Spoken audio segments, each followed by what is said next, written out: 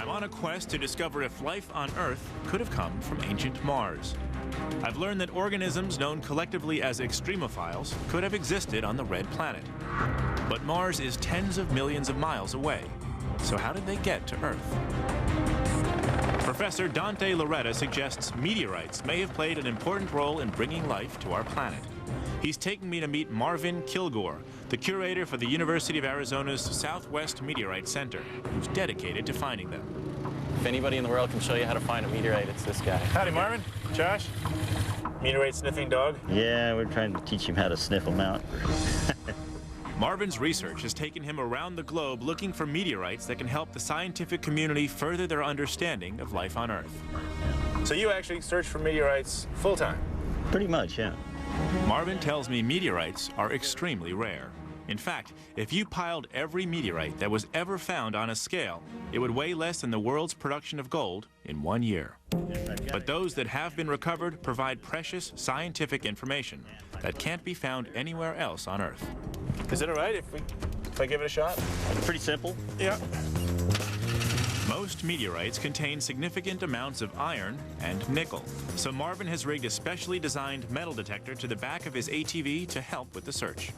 Searching for meteorites.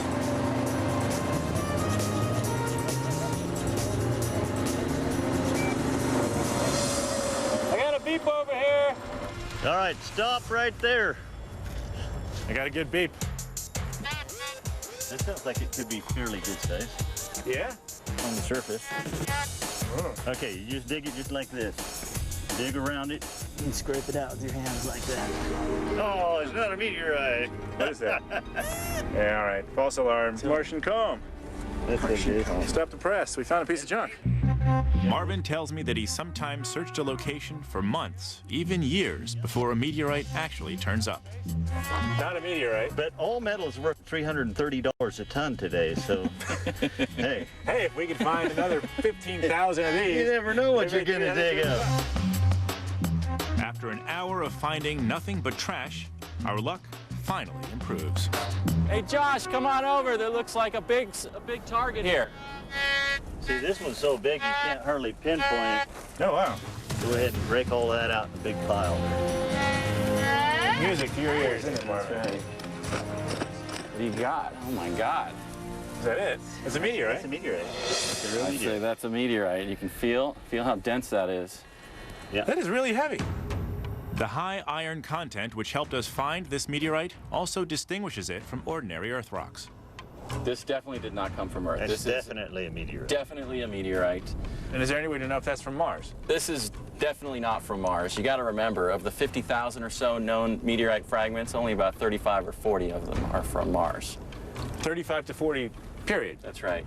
Marvin explains that unlike the meteorite we found, the iron content in Martian meteorites is much lower. This means they're much harder to find. This one next to it. And this is a piece of Mars. And this is a piece that fell in Nigeria, and I believe that was 1911. I'm now touching a piece of Mars. That's right, holding a piece of Mars in your hand. Few people in the world have got to do that.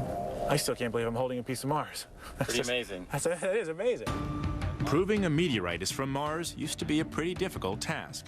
But now scientists can test meteorites found on Earth by comparing the gases inside with samples taken from the Red Planet by NASA's Viking mission in 1976. Could something living be hitching a ride inside that? Well, that's a really interesting question, Josh, because in 1996, a group of scientists published a paper that suggested exactly that. On August 7th, 1996, President Bill Clinton announced that fossilized primitive life may have been found inside a meteorite believed to have come from Mars.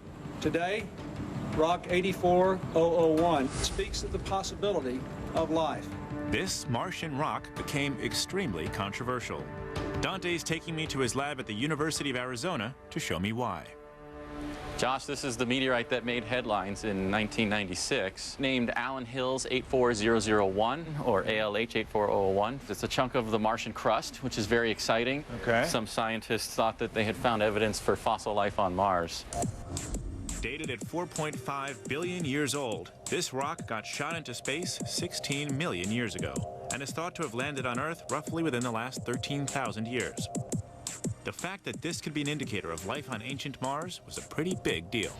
So the initial reaction to seeing this was, that's not an indicator of life, that's an indicator for a place where life could exist. That's exactly right.